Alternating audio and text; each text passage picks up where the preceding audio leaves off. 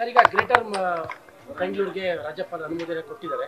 ಈಗ ಮುಂದೆ ಚುನಾವಣೆ ಇಲ್ಲ, ಕೂಡಲೇ ನಾವು ರಿಸರ್ವೇಷನ್ಸು ಡಿವಿಷನ್ ಎಲ್ಲ ಮಾಡ್ತೀವಿ. ಎಲೆಕ್ಷನ್ ಮಾಡಲೇಬೇಕು, ಅದನ್ನು ನಾವು ಡಿಲೇ ಮಾಡ್ತಿರೋ ಅರ್ಥ ಇಲ್ಲ. ವಿತಿನ್ 4 months ಅದಕ್ಕೆಲ್ಲ ವ್ಯವಸ್ಥೆನ ನಾವು ಮಾಡ್ತೀವಿ. ಒಂದು ಮೀಟಿಂಗ್ ಕರಿತಾ ಇದ್ದೀನಿ, ಆಲ್ ಪಾರ್ಟಿ ಮೆಂಬರ್ಸು ಮೀಟಿಂಗ್ ಕರಿತೀನಿ.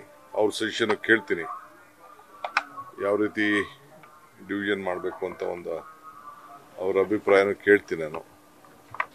ಬಹುಶಃ ಎಲ್ಲರಿಗೂ ಗೊತ್ತಿದೆ, ಎಲ್ಲರೂ ಪಾಪ ಅಸೆಂಬ್ಲಿಲೆಲ್ಲ ಚೆನ್ನಾಗಿ ಕೋಆಪರೇಟ್ ಮಾಡಿದ್ದಾರೆ, ಸಜೆಷನ್ಸ್ ಎಲ್ಲ ಕೊಟ್ಟಿದ್ದಾರೆ. ಆಮೇಲೆ ಸಬ್ ಕಮಿಟಿ ಕೂಡ ಮಾಡಿದೆ, cabinet sub committee. Cabinet sub ಕಮಿಟಿಲೂ ಎಲ್ಲ ಒಳ್ಳೆ ಸಜೆಷನ್ಸ್ ಎಲ್ಲ ಕೊಟ್ಟು ಅವ್ರು ಹೇಳ್ದಂಗೆ ಹೆಚ್ಚು ಕಮ್ಮಿ 90% ಅವ್ರದ್ದು ಎಲ್ಲ ಮಾತುಗಳು ಕೂಡ ಕೇಳಿದ್ದೇವೆ. ಮುಂದೂ ಕೂಡ ಇದೇನು ನಮ್ದೇನು ಸ್ವಂತದ್ದೇನಲ್ಲ, ಎಲ್ಲರನ್ನೂ ವಿಶ್ವಾಸಕ್ಕೆ ತೆಗೆದುಕೊಂಡೇ ಮಾಡ್ತೀವಿ.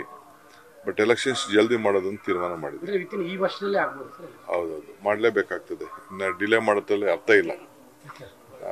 ಯಾಕೆಂದರೆ ನಾನು ಯಾಕೆ ಇದನ್ನ ಹೊಸ ಕೆಲವು ಏರಿಯಾನ ಸೇರಿಸ್ಬೇಕಾಗಿತ್ತು, ಅದನ್ನು ಸೇರ್ಸೋಕೆ ಹೋದರೆ ಲೇಟ್ ಆಗ್ತದೆ. ಆ ಪಂಚಾಯತಿಯವರು, ಆ ಮುನ್ಸಿಪಾಲ್ಟಿಯವರು ಎಲ್ಲ ಅವ್ರ ಪರ್ಮಿಷನ್ ಕೇಳಿದ್ರು. ಮುಂದಕ್ಕೆ ಹೆಂಗೆ ಬೇಕೋ ಅದನ್ನು ಆ್ಯಡ್ ಮಾಡ್ಕೊಂಡು ಹೋಗ್ಬೋದು ನಾವು.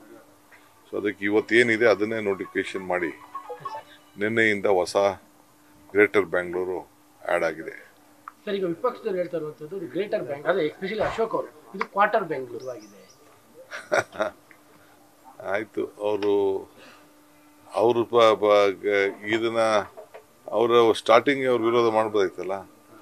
ಅಸೆಂಬ್ಲಿಲಿ ಯಾಕೆ ಪಾಸ್ ಮಾಡಿಸಿದ್ರು, ಅವರೇ ಪಾಸ್ ಮಾಡಿಸಿದ್ದು.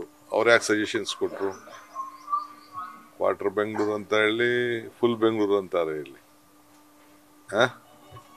ಅವ್ರ ವಿರೋಧ ಪಾರ್ಟಿಯವ್ರು ಪಾಪ ಅವರು ಅಷ್ಟು ಮಾತಾಡಲಿಲ್ಲ ಅಂತಂದ್ರೆ ಅವ್ರಿಗೆ ಗೌರವ ಕಡಿಮೆ ಅಲ್ವಾ, ಅದಕ್ಕೆ ಅವ್ರು ಮಾತಾಡ್ತಾರೆ. ಅವರು ಒಂದು ಬೆಂಗಳೂರಿನ ಒಂದು ಭಾಗ, ಅವರು ಬೆಂಗಳೂರಿಗೆ ಇಂಪಾರ್ಟೆಂಟ್ ಲೀಡ್ರು. ನಾವು ಅವ್ರಿಗೇನು ಗೌರವ ಕೊಡಬೇಕು ಖಂಡಿತ ಕೊಡ್ತೀವಿ. ನ್ಯೂಸ್ ಫಸ್ಟ್, ನಿರ್ಭೀತಿಯಿಂದ ನಿಮ್ಮ ಪರವಾಗಿ.